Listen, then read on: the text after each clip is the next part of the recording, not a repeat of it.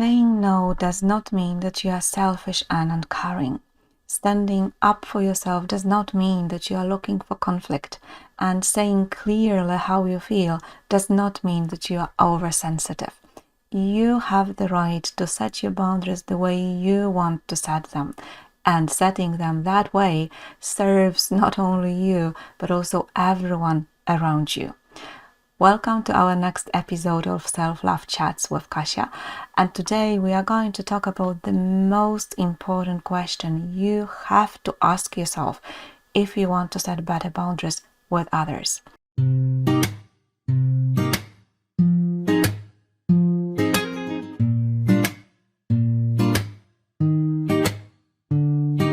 Boundaries are such a big part of self-love.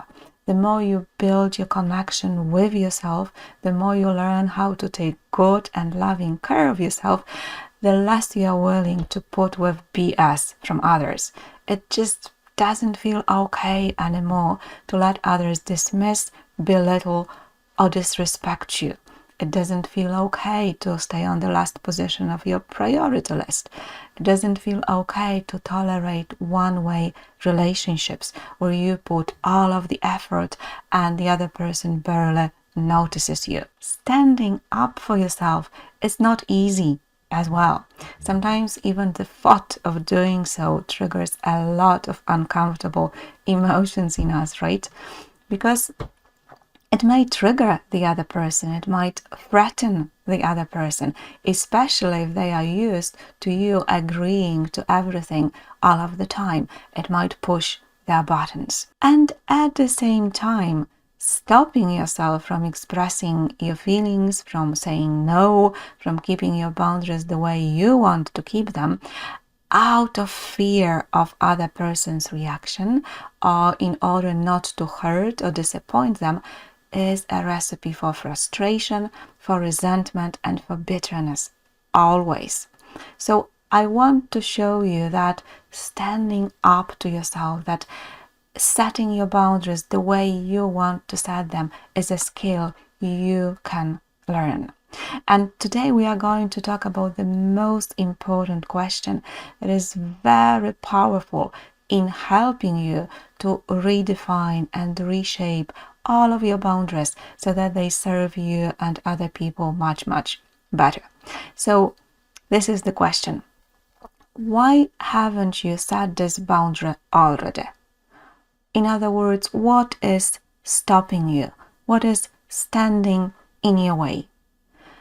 You're here watching this video about boundaries, so I assume you have probably been wanting or maybe even trying to set your boundaries in a better way, but something is not working out, yes, or at least not working as well as you would like it.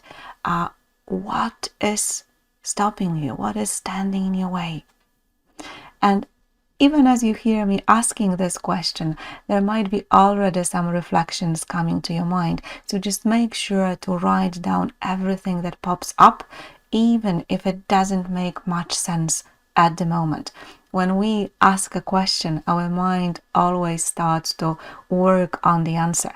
And sometimes these first answers, even if they are not well formulated yet, they bring a lot of insights with time. So just make sure as we go through all these questions, make sure to make notes. And to make it much easier for you to answer this question, we will go through three main obstacles that most often stop us from creating healthy, good, happy boundaries in our lives.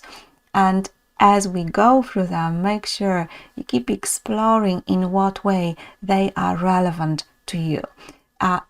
They can be huge obstacles, but only if they are subconscious.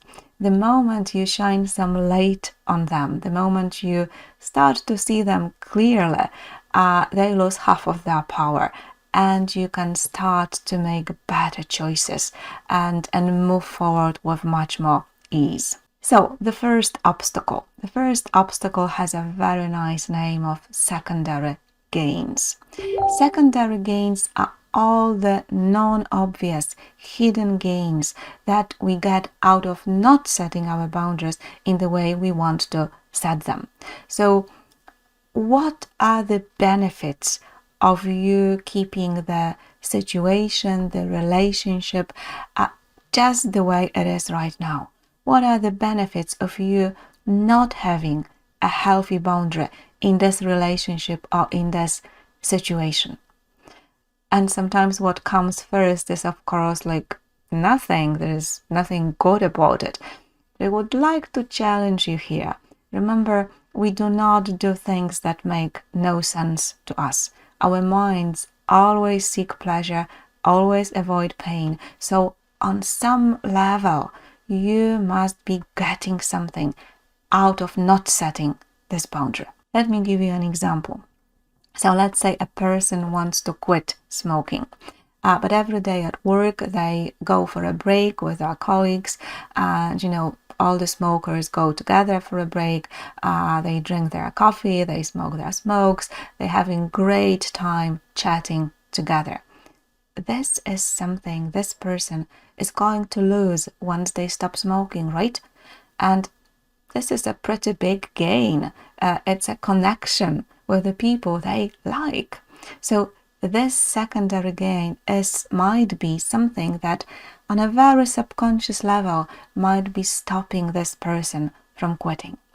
Or let's take an example of a woman whose marriage feels very distant and loveless. And she comes back home from work every evening and opens a bottle of wine and spends her evening sipping wine. 1 bottle, 2 bottles, and then at some point she notices that this is not serving her well. This is not working out for her anymore, and for many different reasons she decides to stop. Now, what secondary gain does she have to let go of? This wine is a great help not to face the feelings of loneliness, helplessness, maybe even despair that she is experiencing in her relationship. So it's a huge gain, isn't it? If she quits, she will have to face all of these uncomfortable emotions and then maybe even make some decisions about the relationship itself. If she doesn't realize what's stopping her, she might be putting a lot of futile effort into forcing herself not to drink wine in the evenings, and just to find out that she's unable to do it. And it's very often the same story with boundaries. The secondary gain that we so often gain out of not setting a boundary is this fragile peace, right? I do not have to face the other person's challenging emotions. Their anger, maybe their disappointment. I do not have to risk their judgments. I do not have to risk conflict. Maybe a sense of safety, yes, that we get, even if this is a very false and very fragile safety. So ask yourself, what do you get out of not setting a boundary with something or with someone? Pain is always our greatest motivator for change. So if your lack of boundary allows you not to face the pain or even expected pain, then this is always a huge secondary gain. So I really encourage you to find the answers to these questions, because once you are aware of what you are afraid to lose, you can make better and conscious choices. Some things are simply worth losing, and with some other things, it's always possible to find better, healthier ways of getting your needs met without sacrificing your boundaries. And then you'll be able to move forward with much more easiness and integrity. All right, so obstacle number 2. The second thing that is always coming up whenever we try to make changes in our lives is emotional resistance. Whenever we start something new, like a new routine, new meditation practice, or we're trying to set a better boundaries, we often start feeling really enthusiastic and motivated. But quite often, just after a few days or weeks, it all starts to fade away, or sometimes even completely evaporates. And you start catching yourself making excuses and finding justifications for why you simply cannot do things that you were so committed to doing just a few days or weeks ago. Does that sound familiar? This is emotional resistance in action, and understanding how it works and being prepared that this is going to come up can help you a lot. Your nervous system is a creature of habit. It thrives on repeating the same old thing over and over again. And whenever it repeats these things, like the same thoughts, the same reactions, the same patterns, it creates, neural pathways in your brain. And they are like pathways along which the impulses run between nerve cells in your physical brain.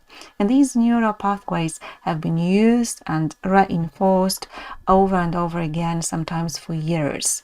So, like when someone asks you for a favor and you know you're a kind person, so you're supposed to say yes. And you've been saying yes quite automatically for years. So it's a very well practiced neural pathway, right? Creating a new habit, a new boundary, or any small change requires your brain to create a new connection, right? A new neural pathway. And that requires effort. Now, your brain likes to keep things simple and efficient, and it will try to revert to the old neural pathway for a certain period of time. And it can be very insistent. So you need to be prepared for a certain amount of resistance coming up from your nervous system. And this is just to be expected. You need to calculate it in and remember that you are in charge here. For example, I'm curious whether this sounds familiar as well. You want to start to set a new boundary with your partner, with your friend, for example, and so when they do something again, or when they ask you for something again, or when they say something again, you will say no. And you decide you will say no with kindness, with respect, but in a very empowered way. You might be preparing yourself to do this, and you feel kind of confident and committed to your new choice, and it all feels great. But then when the moment comes and they actually do or say or ask you again, the emotions in you rise up and the old habits just take over once again. It happens because it just feels easier for your nervous system to react in the same way it has always been reacting.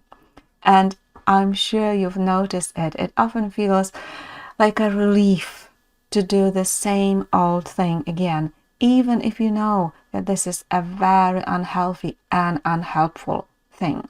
So the antidote to that is a practice that we so often do in our inner circle, and I will share it with you as well during the upcoming 3-day online self-love retreat. And this practice is called 3 R's practice. And this is all about recognizing, releasing, and responding. So this is a practice that allows you to stop for a moment, to create a pause in between the stimulus and your automatic response, so that you can stay in charge of what's going on and stop old habits from taking over, stop old patterns from taking over and getting in the way of your new choices. So make sure to join us for the retreat and let's practice together.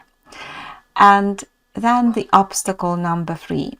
There is one more thing that is absolutely necessary to mention when we talk about boundaries, and this is guilt. And I know it might be not what you want to hear, but guilt is simply to be expected. You can learn how to cope with it much better, but most often it is just a very natural reaction to making a different choice. Have you ever had a splinter in your finger?